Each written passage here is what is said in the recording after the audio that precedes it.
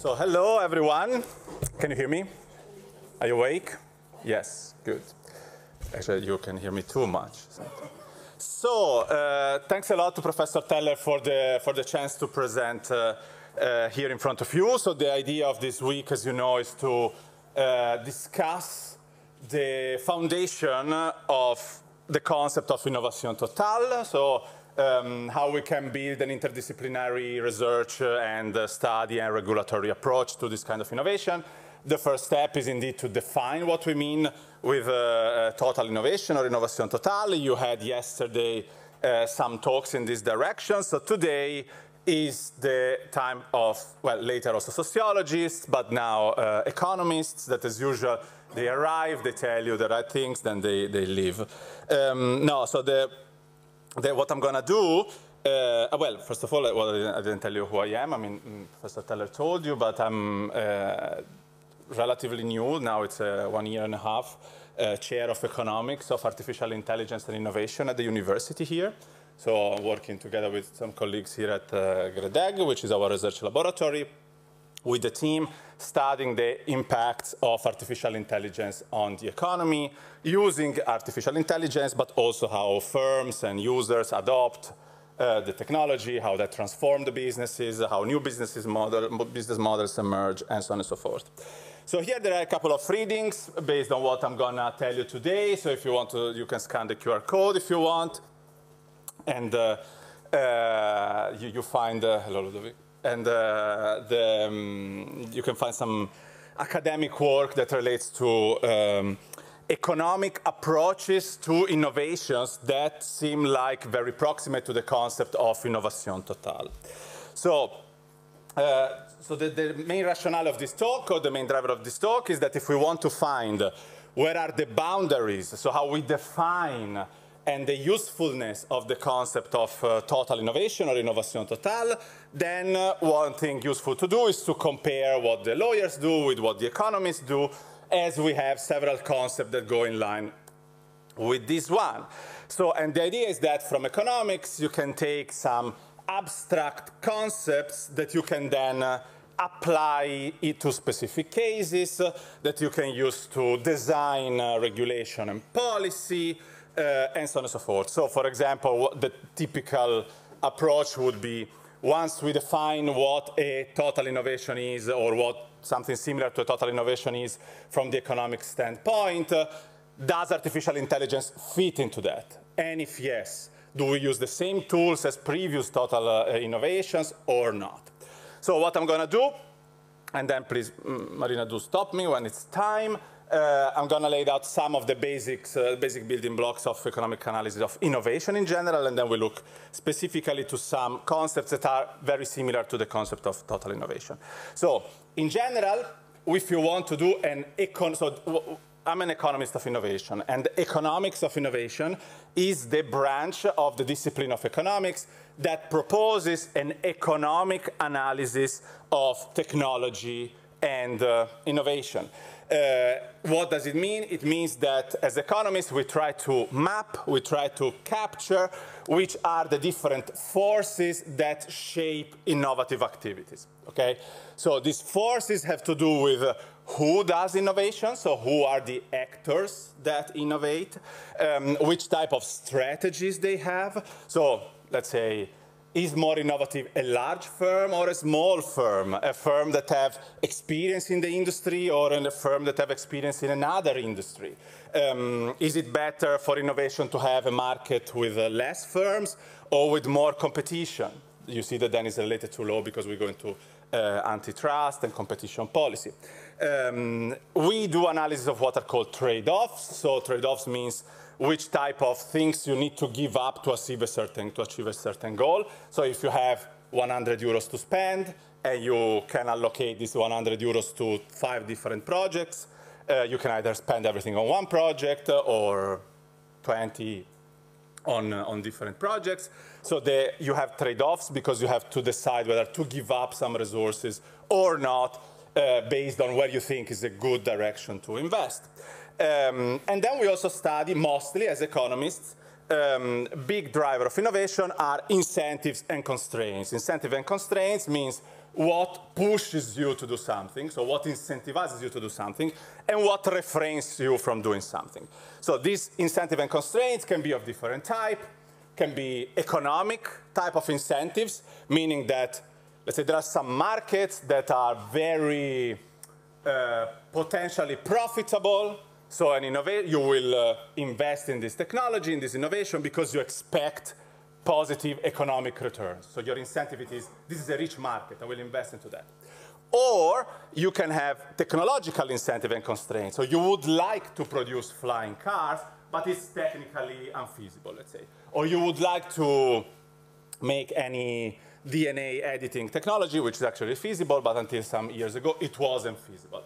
So the story is always the innovation that you see, the new technologies that you see, are the result of economic incentives, so somebody finds that profitable. But imagine the counterfactual situation in which somebody has an idea, but this is not profitable. So a lot of ideas are potentially lost. So there will be invention, there will be the eureka moment, but there will be no innovation.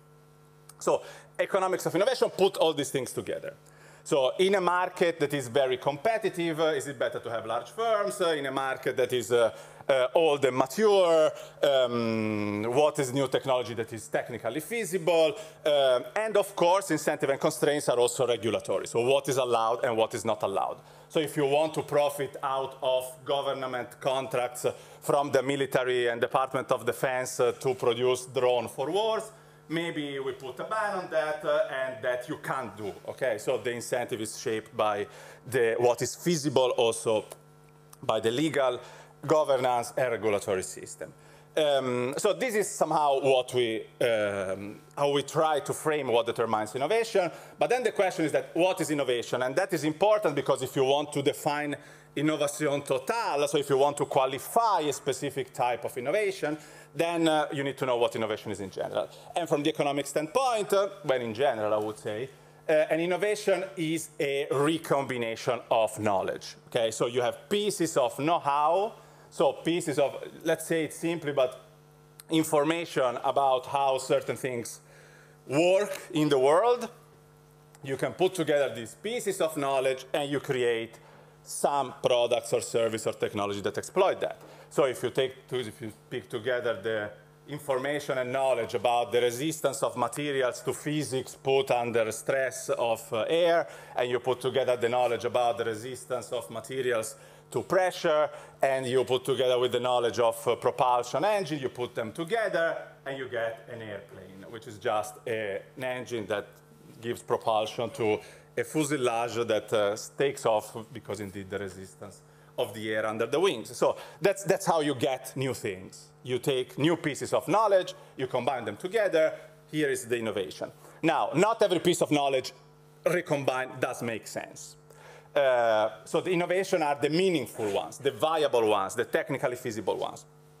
And not every innovation is technological, but what we are interested in is technological innovation. So the recombination of knowledge that then get condensed into technologies. Okay? You can have institutional innovations. So the founding fathers of the United States, when they created the American Federation, that was an institutional innovation, federalism as a subsidiary-based distribution of power. You can have social innovations, you can have organizational innovation, but we're mostly interested in technological innovation because of these technologies that can then embed it into products and services, and they change the way in which we operate daily.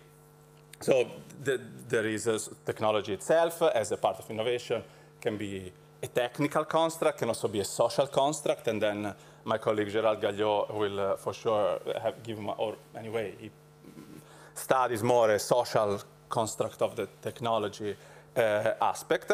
But that's where we are. So innovation is a combination of knowledge, innovation in general. Then you have different types of innovation, of course. So as economists of innovation, we stress two things.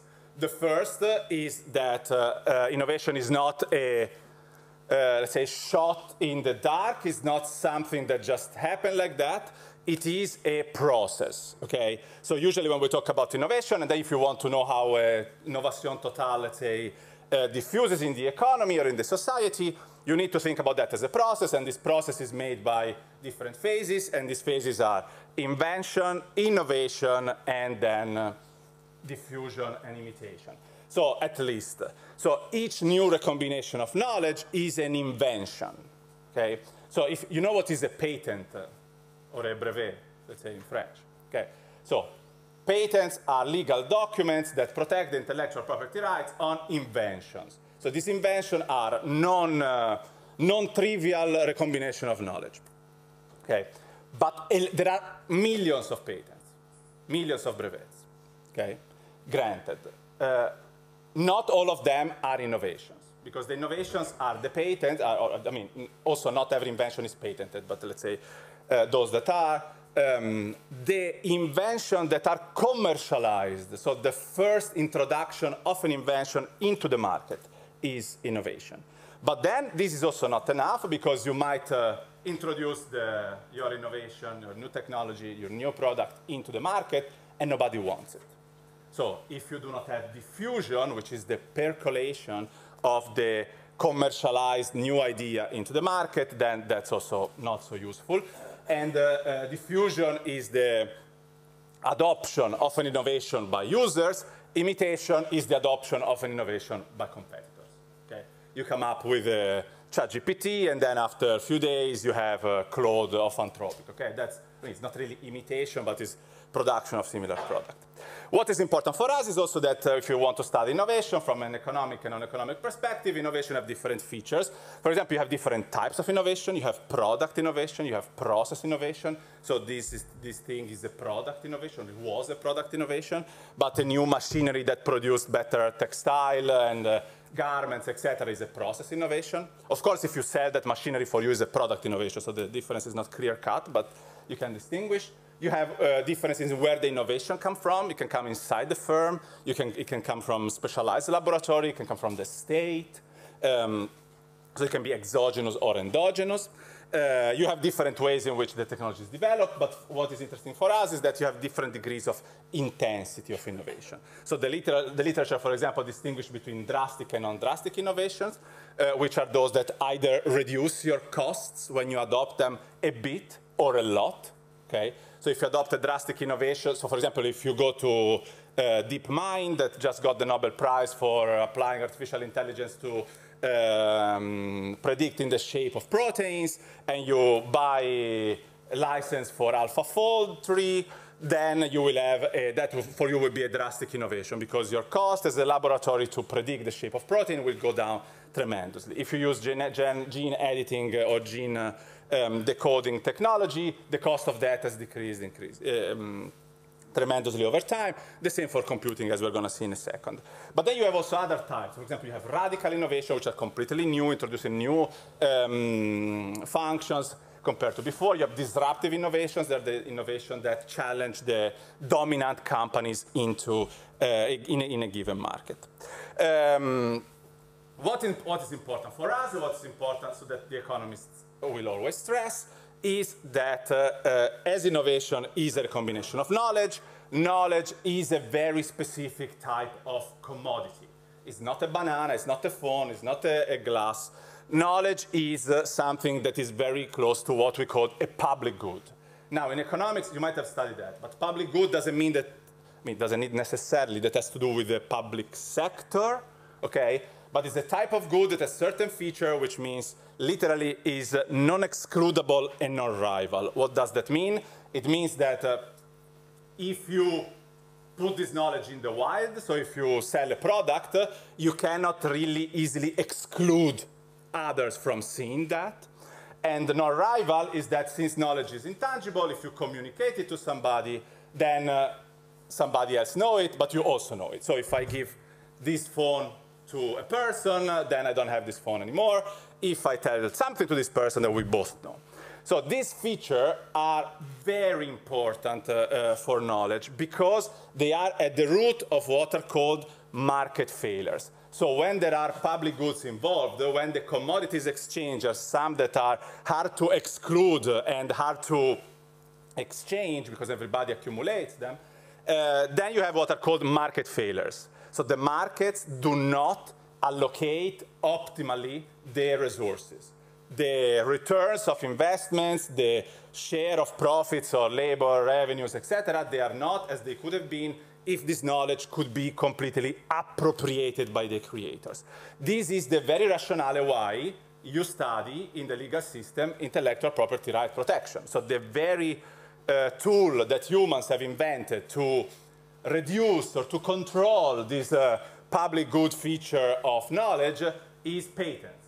So a patent is literally a contract where I say, okay, I give my knowledge for free, I publish it out, but the one who used that, they either pay me a royalty fee or they can't use it, okay? So that's a way to increase the appropriability of knowledge. But of course, it's an imperfect way.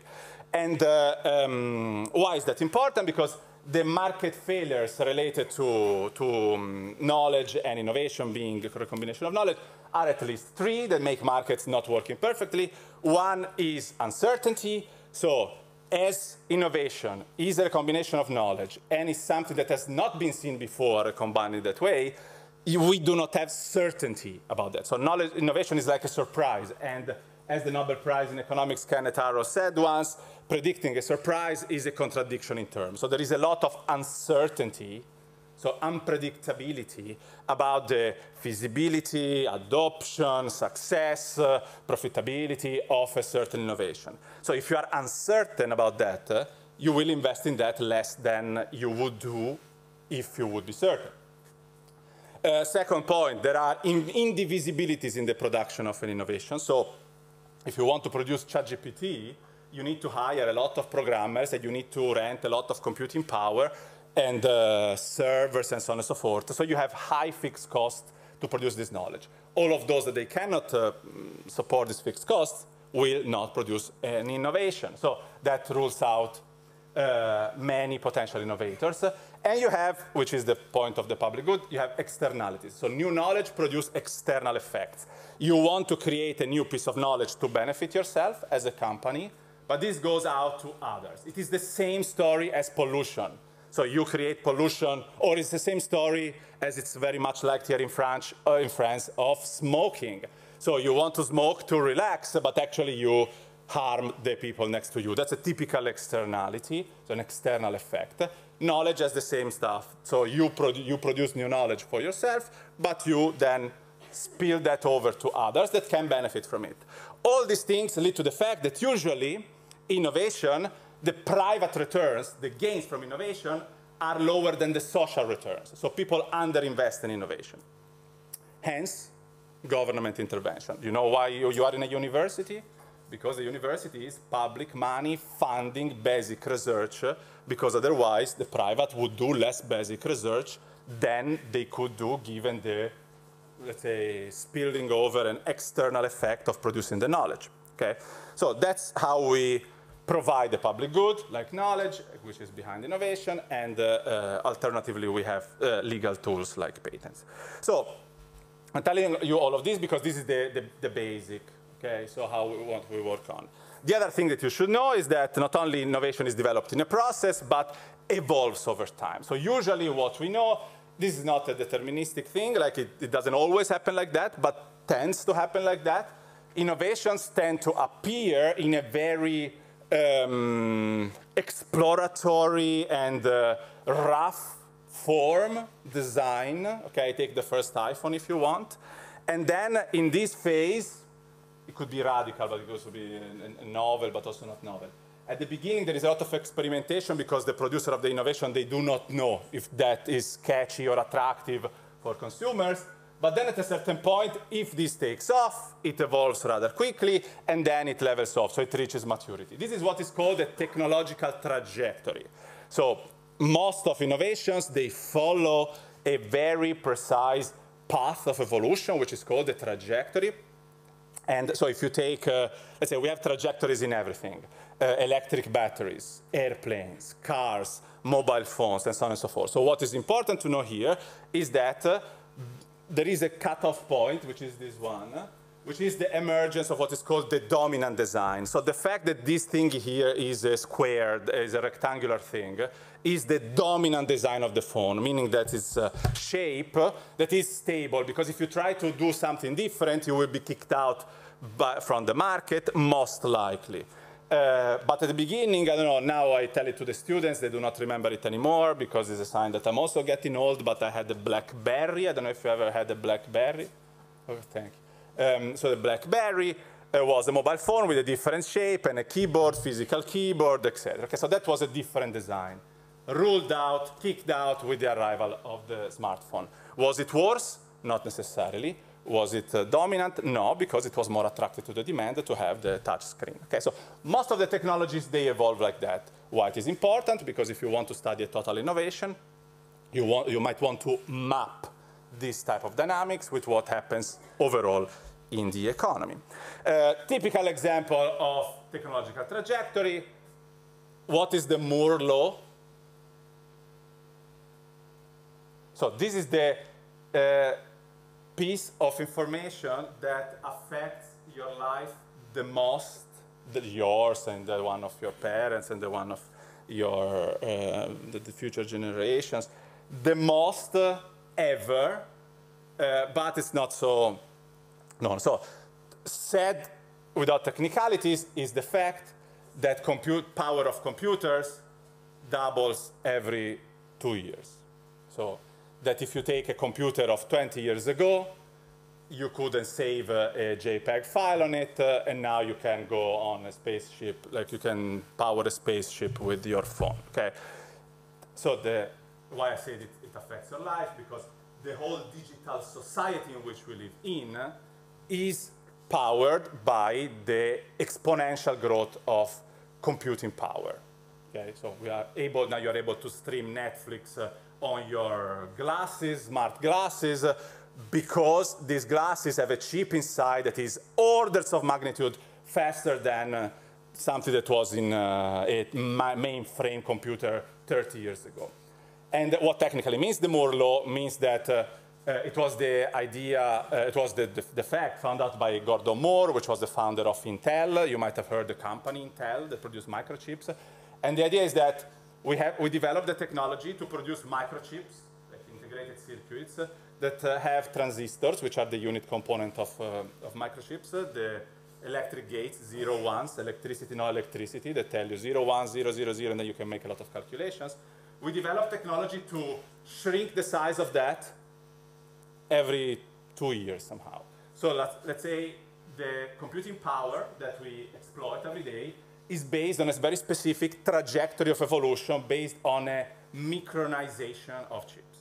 Okay? So you could expect until 2020, now the things are a bit different, especially because of AI, that's how innovation in chips takes place.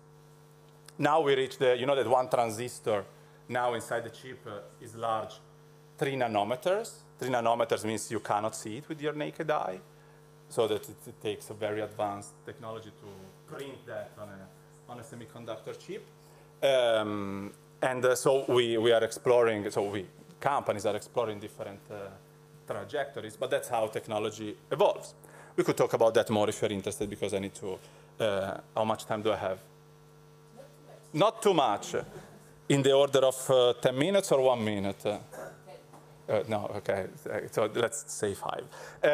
Then, given that, you can, let's say, scale that up to the macroeconomy. So we know that technologies are characterized like that. It's knowledge. These are the incentives to produce innovation. They tend to evolve along a trajectory. If you put all the technologies together, you see that the society tend to have broad, large transformations when some kind of technologies are adopted, what we would call the innovation totale. And this is what the economists, especially a historian of economics, capture in the concept of long waves.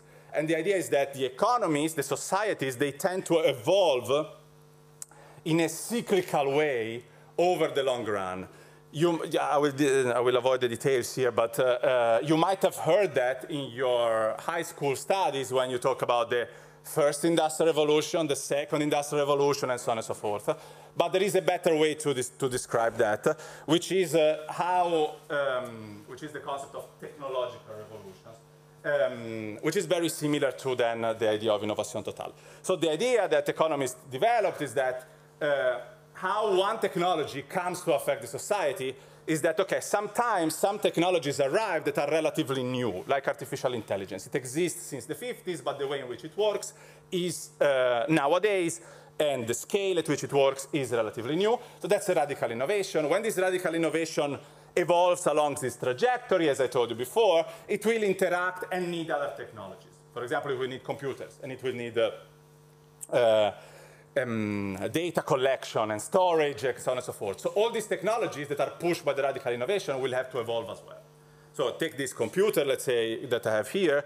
This is what is called the technology system. So it's a collection of technology that includes the screen, the keyboard, the memory, the chip, the motherboard, and so on and so forth. If you introduce a new chip, you might have to update the memory, you might have to change the screen, you might have to change other parts, and so on and so forth. Or imagine you introduce the electric cars, then you will have to upgrade the charging station, change the fueling infrastructure, and so on and so forth. So when a radical innovation is introduced, it tends to create a cascade effect. It tends to create an avalanche of changes in all the interconnected technologies, what we call the technological system.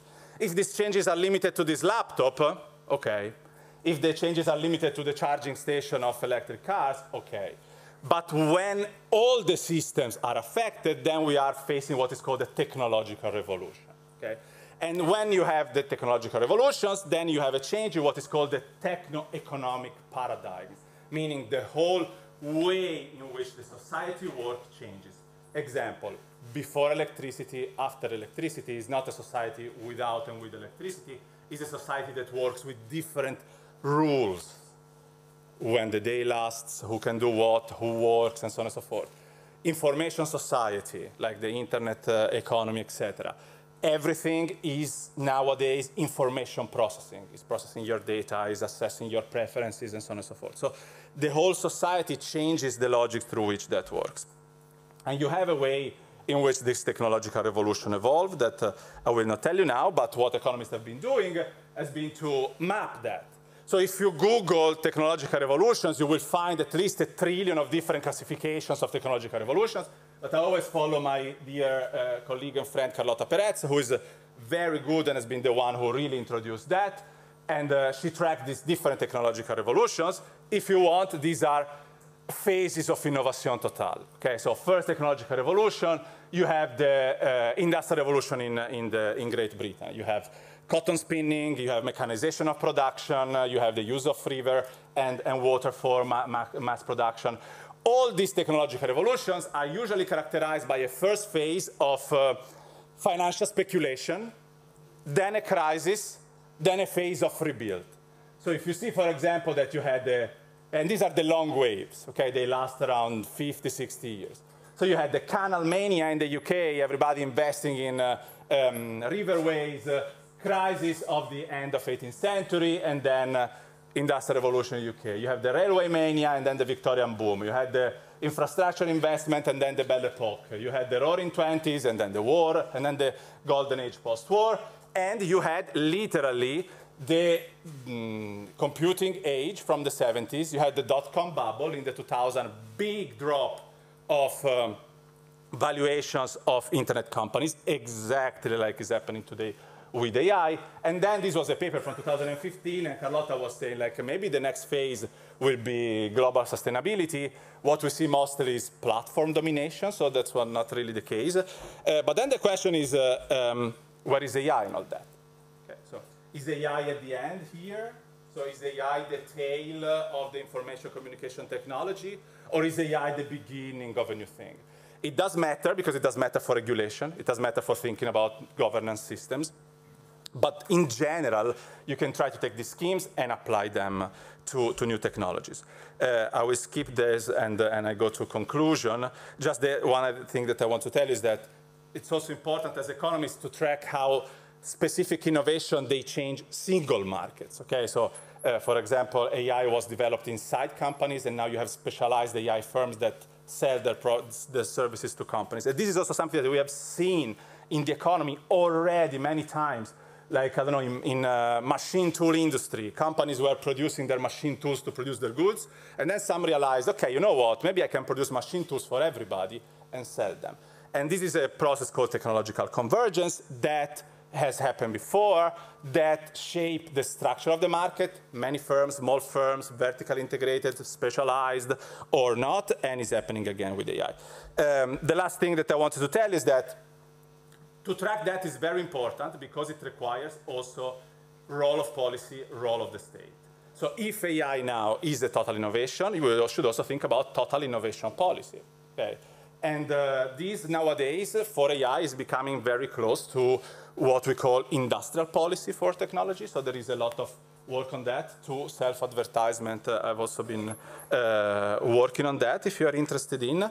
But just in summary, what the economics of innovation can bring to you is that there are some tools that do single out some general feature of technology. You can try to map them on every new emerging technology. Plus, we know that the development over time of these technologies, they tend to follow certain patterns that we can try to recognize or not.